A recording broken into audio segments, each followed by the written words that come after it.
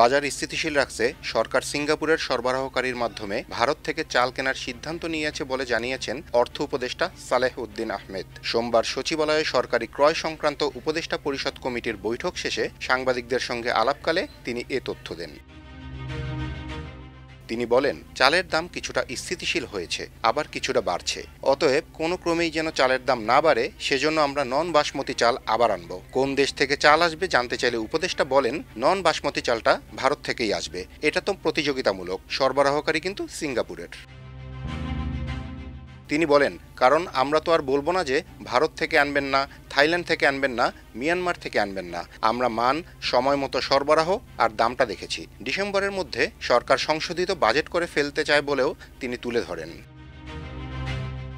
গণভোট ও ত্রয়োদশ নির্বাচন একই দিনে হওয়ায় বাড়তি খরচ প্রসঙ্গে উপদেষ্টা বলেন, আমরা তো বলেছি নির্বাচনের জন্য, গণভোটের জন্য প্রয়োজনীয় ব্যয় বাড়বে। সেখানেও তো আপনার লোকবল লাগবে, তাই না? সিকিউরিটি লাগবে। আমরা তো বাজেট এখন নতুন করে পর্যালোচনা করেছি, কিন্তু নির্বাচনের বাজেটটা আমরা এখনও উন্মুক্ত রেখেছি। অতএব অন্য মন্ত্রণালয়ে বাজেটগুলোর একটা সময়সীমা দিয়েছি, এত তারিখের মধ্যে আপনারা বলে দেন, কারণ ডিসেম্বরে আমরা বাজেটটা পুনরায় পর্যালোচনা করব। তার ভাষ্য, জানুয়ারিতে আমরা রেডি করে রাখবো পরবর্তী যে সরকার আসছে তাদের জন্য। তো নির্বাচনের বাজেটটা সবগুলো ওপেন আছে। তিনি বলেন, নির্বাচনেরটা আমার মনে হয় তফসিল ঘোষণার পর বোধহয় ওরা আর নতুন করে কোনো খরচ দেবে না। কন্টিউন্সি খরচ থাকতে পারে, তাই না? ইমার্জেন্সি খরচ থাকতে পারে, সেটা তো করা যাবে, সেটা তাদেরও কিছু ফান্ড আছে। অতএব নির্বাচন নিয়ে কোনো চিন্তা করার দরকার নেই।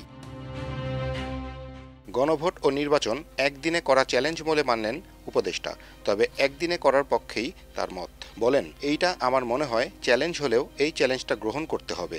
একই দিনে করা, তাই না? যেটা সরকার থেকে সিদ্ধান্ত নিয়েছি আমরা, যেটা প্রধান উপদেষ্টা বলে দিয়েছেন, একদিনে করা। কারণ 2 দিন করা মানে এত এন্টায়ার জিনিস, রিটার্নিং অফিসার মোবিলাইজ করা, আপনি জানেন এটা খুব সহজ কাজ না। ইভেন কিছু কিছু ব্যাংকের অফিসার, জুনিয়র অফিসার, তারাও তো ডিউটিতে যাবে, স্কুলের টিচাররা যাবে, 2 দিন নিয়ে আসবেন তাদেরকে, এগুলো কঠিন।